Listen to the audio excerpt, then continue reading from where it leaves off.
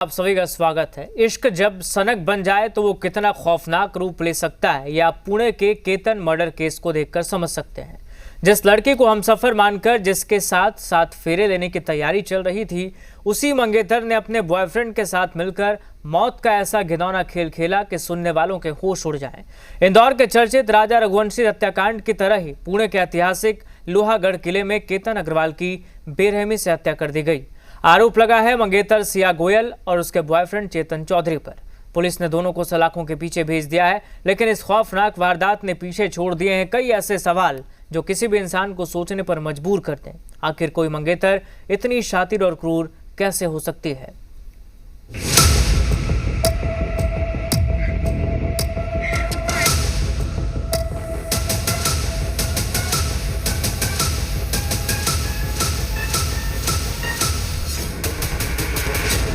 वो सिया को दुनिया की सारी खुशियां देना चाहता था। वो सिया को अपनी दुनिया मानता था, जिसकी इंस्टाग्राम की डीपी पर भी सिया थी, जो सिया के लिए 17 करोड़ की ड्रीम वेडिंग प्लान कर रहा था। लेकिन उसी सिया ने केतन के प्यार, विश्वास और इंसानियत तीनों का एक साथ कत्ल कर दिया। पुणे की सिया गोयल, जिसके बर्थडे के लिए केतन प्यार से फूल लाया था, जो केतन के गले लग बता रही थी कि वो उससे कितना प्यार करती है। दरअसल वही सिया गोयल ही केतन की हत्यारी निकली।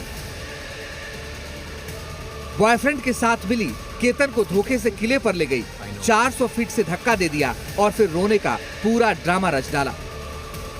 ऐसा ड्रामा कि मर्डर करने के बाद बाकायदा इंस्टा पर पोस्ट डाली गई और उसमें लिखा, तुमने मुझे मेरे जन्मदिन पर छोड़ दिया। तुमने मुझे तब छोड़ा जब हम शादी करने वाले थे।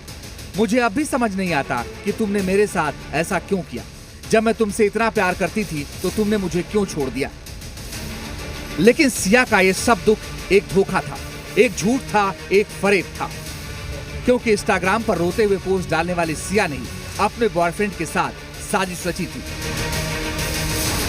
सिया चेतन चौधरी से प्यार करती थी, लेकिन सगाई केतन से हो गई थी। केतन, जो कि 600 करोड़ का मालिक था, सिया के लिए महंगे गिफ्ट लेता था। 17 करोड़ की शादी तक के प्लान थे, लेकिन सिया को ये सब नहीं, बॉयफ्रेंड चेतन चाहिए था। इसके लिए उसने चेतन के साथ मिलकर केतन के मर्डर का प्लान बनाया।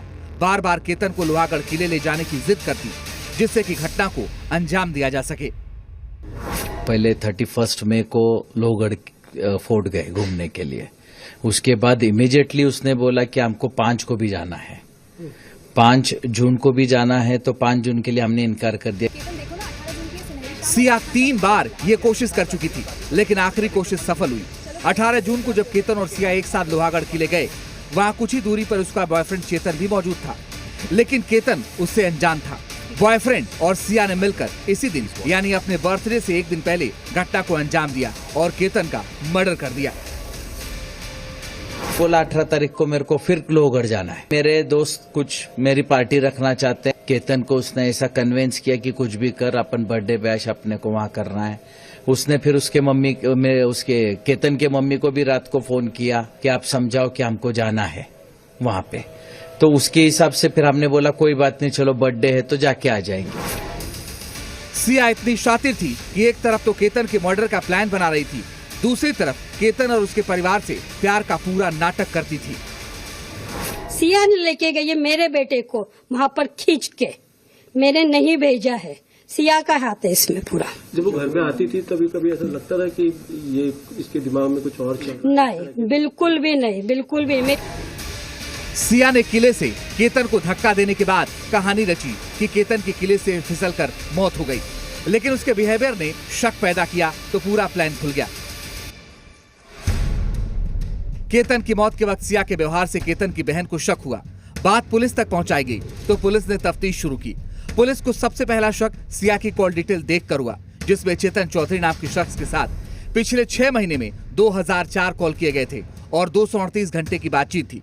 फिर पुलिस को लोहागढ़ के सीसीटीवी में हुडी पहने एक शख्स दिखा, जो कि शक पैदा करने वाला था। इसके बाद पुलिस चेतन तक पहुंची, जिसने सिया और उसके गुनाहों का कबूलनामा किया।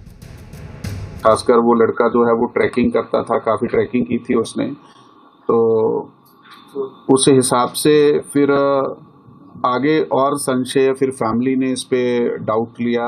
फैमिली की तरफ से हमारे तरफ एक तकरार की गई कि इसमें कुछ तो संशयपद जो है दिख रहा है।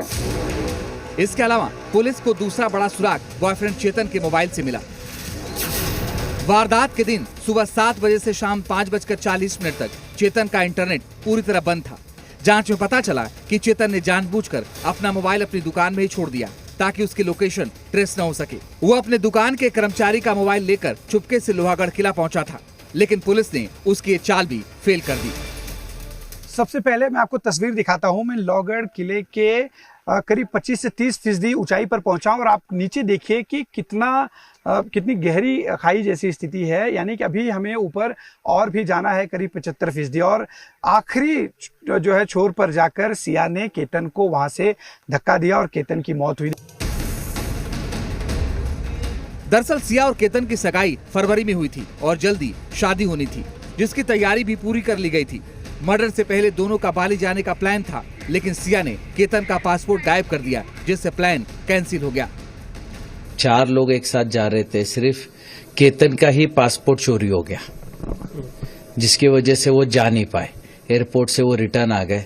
रिटर्न आने के बाद हमें ये समझ में नहीं आया कि एक ही बैग में जब सब चीजें रखी हुई थी, बाकी के पासपोर्ट अवेलेबल हैं और एक ही पासपोर्ट कैसे चोरी हो सकता है। इसके बाद से ही सिया बार बार लोहागढ़ फोर्ट जाने की जिद किया करती थी और हत्या के 5 दिन पहले भी उसने केतन को धक्का दिया था, लेकिन तब उसे मारने में असफल रही थी।